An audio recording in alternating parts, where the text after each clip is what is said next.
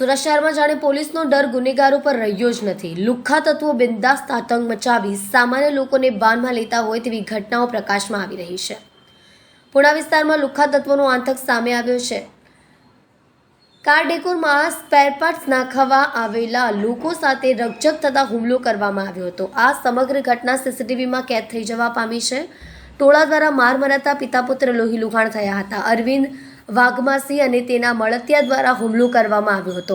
ભોગ બનનારે પુણા પોલીસ મથકે ફરિયાદ નોંધાવી હતી। હાલ પોલીસ તપાસ કરી રહી છે।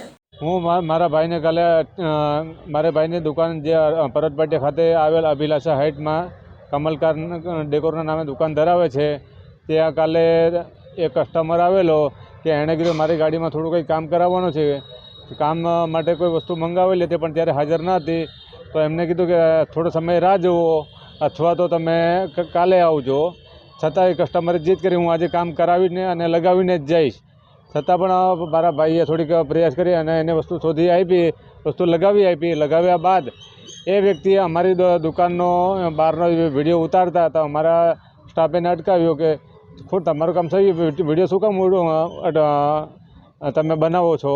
તો એને પહેલાં કસ્ટમરે અમારા સ્ટાફને ધક્કો માર્યો, ગાળાગાળી ગળોત કરી, મારામારી કરી।